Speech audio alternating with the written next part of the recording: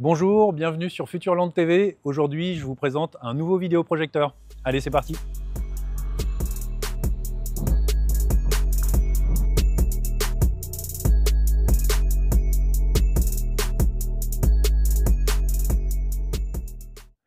Comme vous le voyez sur ce tableau, ce nouveau vidéoprojecteur Bravia 7 vient s'intercaler parfaitement entre le VPL XW5000ES et les monstres que sont les Bravia 8 et 9. Ici, Sony fait le choix, pour l'instant du moins, de conserver le XW5000 et c'est une très bonne nouvelle car le 5000 est le projecteur 4K natif le plus abordable du marché. Cela permet à Sony de proposer une offre complète, du 4K natif accessible jusqu'à l'excellence absolue du Bravia 9. Au niveau de l'esthétique, aucun changement, on reste dans la sobriété et l'élégance, toujours une finition de très bonne facture. On retrouve aussi une source lumineuse mono-laser phosphore qui autorise une luminosité de 2200 lumens ANSI que l'on peut mettre en perspective avec les 2700 lumens et 3400 lumens des Bravia 8 et 9.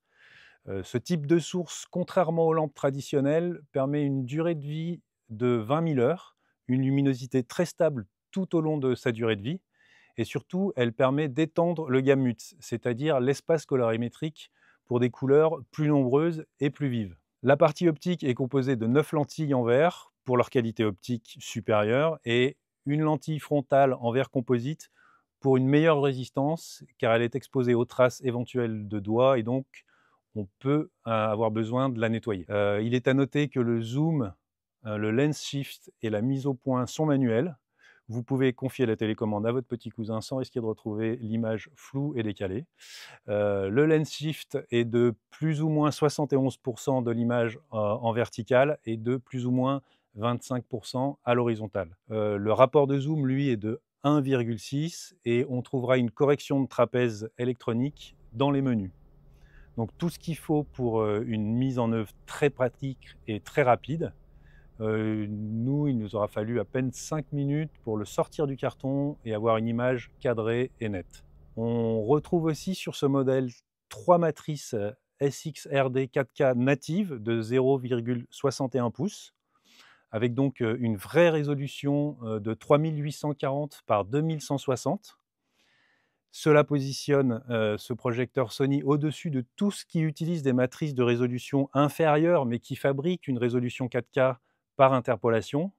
Alors attention, c'est un critère important pour la précision de l'image. Maintenant, si on ouvre le capot, on découvre le moteur de rendu d'image dit processeur XR. Alors ce moteur bénéficie des innovations développées depuis plus de 4 ans par la gamme des téléviseurs Sony.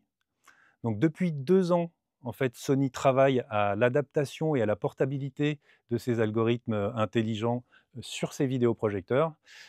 Et bien sûr, c'est un moteur à base d'intelligence artificielle.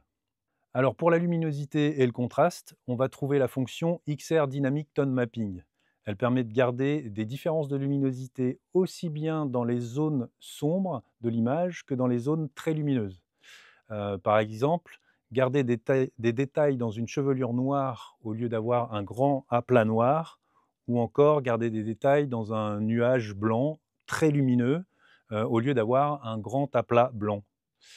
Et pour ce faire, il faut savoir que Sony ne veut pas utiliser les métadonnées du signal, mais préfère analyser celui-ci pixel par pixel.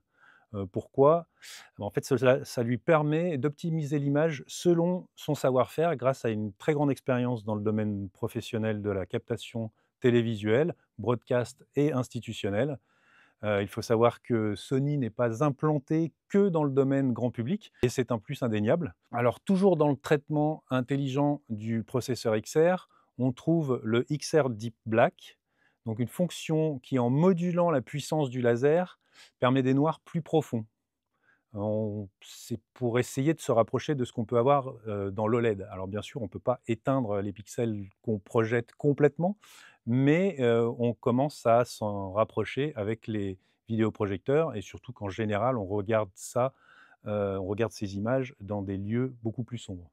On va trouver aussi le XR Triluminos Pro qui permet d'augmenter le triangle de synthèse des couleurs, c'est-à-dire le nombre de couleurs que peut fabriquer le projecteur, et ceci sans utiliser de filtre.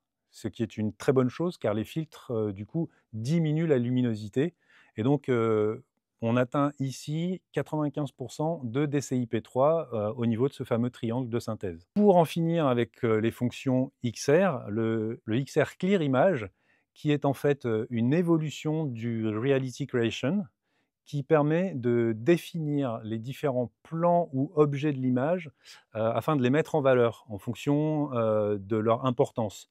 Par exemple, une personne au centre de l'image avec un paysage en arrière-plan sera un peu plus détaillée afin de lui donner plus de présence. Et ça, c'est effectivement l'intelligence artificielle qui va analyser l'image en temps réel et qui va définir euh, quelles sont ces parties de l'image qu'il va falloir essayer de mettre en évidence. En général, ça essaye de suivre la physiologie de l'œil et ce que va faire votre cerveau, en fait. Alors, tout de suite, on se fait une petite pause et on regarde ce que ça donne en image.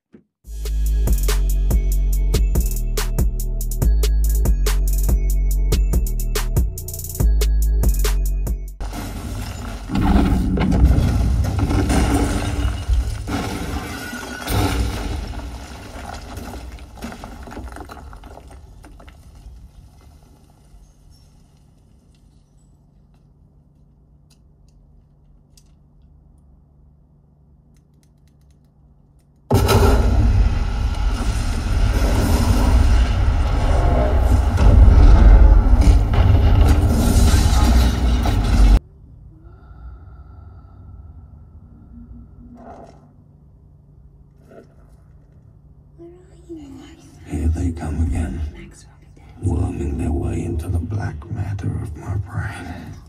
You promised to help us. I tell myself, they cannot touch me. They are long dead.